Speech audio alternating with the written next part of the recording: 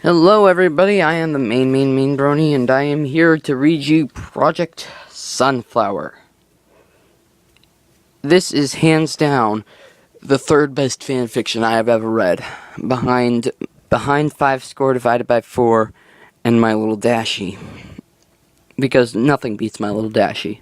But anyway, the best hands down human and equestria story I have ever read. And no, 5 score doesn't count as a human and equestria story. It counts as a humans transforming into equestrians story. But anyway, here it is. Project Sunflower. Introduction. The Black Tide. To Robert Thompson, Chairman of the Committee on Human Survival. From Dr. Paul Velchek. Dated June 15th, 2037. As you know, it's been almost 2 years since the impact. 2 years of tiny machines, semi-biological in nature, swarming in the uncounted trillions from the impact crater, tearing our world apart, atom by atom, and rebuilding it. Animal, vegetable, mineral, all terrestrial matter that those alien nanomachines encountered, being torn apart and rebuilt as something else. 2 years of an expanding circle of black matter radiating out from the impact site, creating what looks like a massive oil slick. An oil slick hundreds of miles in diameter and growing at an increasing pace each day. An oil slick that somehow moves and ripples as if it's alive. And that's why we call it the Black Tide. But I'm sure you know all that. It's your commission that's supposed to be salvaging what's left of humanity and ensuring our survival after all. You've tasked the scientific community to come up with a plan to stop the tide. A noble goal, but one that we become less optimistic about with every passing day. Nothing we do seems to stop it for very long. We've tried everything. Flames, high-voltage electric grids, various chemicals, radiation. Darn it, Bob, even dropping nukes on the blasted thing wasn't as effective as we'd hoped it would be. You've also asked the aerospace industry to come up with evacuation ships, in case we need to abandon our planet. You know my opinion on the feasibility of that. We could, at best, save a few 100,000 people. Those people would have the privilege of dying in space of starvation or radiation poisoning, rather than dying of starvation on Earth or being consumed by the Black Tide. After the last several decades of decreasing space budgets, we simply don't have the know-how to build sustainable space stations. Certainly not self-sustainable space stations capable of supporting thousands upon thousands of people. No, I've said it before, and I'll say it again. We need to leave this world, but not through space travel. I'm asking for Project Harmonics to be reopened. I'm not asking not only for my budget to be reinstated, but to be increased. I've heard it said that it's nothing but a pipe dream, but my colleagues and I believe we've had several very important breakthroughs. You know the timeline as well as I do. We have, at best, 5 years before the entire surface of our world is recreated as a gigantic puddle of black sludge. The situation is bleak. You say that we can't afford to waste resources on this? Well, I say that we can't afford not to. If we can get this to work, we can save everyone. Every last one of us.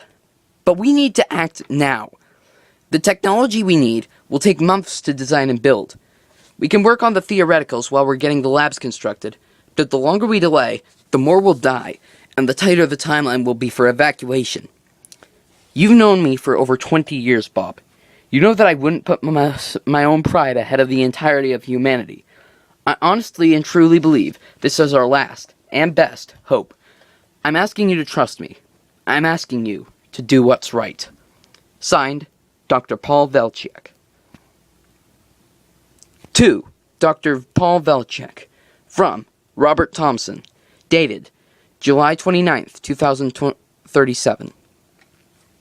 I'm putting my neck out here for you, Paul. The men and women on the commission are a hard-headed bunch, and something like harmonics is just too far-fetched for them to really understand.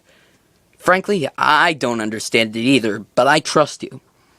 It took a lot of arguing, it took a lot of pressure, but I finally got your budget approved. Your original budget, I'm afraid. You'll have to make do. I'll do what I can, though, to acquire, quote-unquote, whatever resources I can from other projects, provided that you understand that I may not always be able to get you what you need. Best of luck, Paul. Best of luck to all of us. To Robert Thompson, from Dr. Paul Velchiak, March 10th, 2038. Well, Bob, you wanted news and I've got one humdinger for you. We did it! The first successful test of Project Harmonics. Granted, the emitters blew up, but for a period of time, roughly 10 minutes, we saw into an alternate reality. Granted, it was a world that was completely hostile to all life as we know it. It looks like it was compromised mostly of lava fields and gigantic steaming pits of acid. But that's only one out of an uncounted number of possible alternate worlds. That's why it's called Harmonics, after all. We can tune in these worlds in like radio stations. The tricky part will be to find one that we can live on and that isn't already occupied. Though I imagine that unoccupied is a little flexible if we can't find any viable alternatives. I've attached an encrypted note to this file that shows you what we've seen. I'm sure, absolutely, 100% sure, that with the right equipment, we can not only view these worlds, but actually transport ourselves to them. All we need is resources. Resources that we've been fighting for months now. Surely, with this new success, we can at least get some more resources thrown away. We need to replace those emitters, and we can't skimp on the quality this time. Also, if we could build multiple labs, we could vastly improve our research speed. It took us almost a month to find Lava World, as my team is calling it. Considering that we may have to go through hundreds, or even thousands of variants before we find a viable world to escape to, we desperately need to speed things up. If it helps, we can build the scanning stations much more cheaply than the actual emitter stations. They just need to look for likely signals, which we can then key into the emitters to check them out for viability. Please tell me that we can do at least that much. To Robert Thompson, from Dr. Paul Velchiak, April 19th, 2038. Bob, as much as I appreciate the Commission's newfound faith in Project Harmonics, though not as much as I appreciate the additional funding and personnel, I have to ask, is it really necessary that we have a military observer? Not to mention all those new security measures. It seems a bit crazy to me. Who's going to attack us? Who's going to steal this technology? Honestly, all this hullabaloo, for lack of a better term, is just making life more difficult. It took me 3 minutes to get through the checkpoint this morning, and I'm the head of the project. Please tell me this has nothing to do with those nutballs in Houston. We're over 1,000 miles away from that. And nobody knows we're here anyway. The ARCs weren't exactly secret, but we here at Harmonics aren't going around advertising our presence. To Dr. Paul Velchiak, from Robert Thompson, April 21st, 2038. Alright, Paul. I'm sorry to say it, but yes, the new funding came with those strings attached. The Commission wants the military involved, and that's that. And yes, the vote on that was unanimous. I don't think you really understand what's going on with those nutballs, quote-unquote. They aren't just in Houston, Paul. They're all over the U.S. and the rest of the world. The Earth First movement is deadly serious about not abandoning our world. They blew up the ARC ships in Houston because they see evacuation ships as a waste of resources that could be used fighting the tide, and also the coward's way out. They want to force the world governments into investing all resources into winning back the Earth, not leaving it. Suffice to say, if they ever did find out about Harmonics, they'd come after you. The security is there for a very good reason. You said when this all started that Harmonics was our best hope, our last hope. The Commission now believes that you're right. And with that comes the realization that you can't be allowed to fail. And you can't be allowed to be stopped by a bunch of short-sighted idiots who don't seem to realize that there's absolutely no long-term way to fight the tide.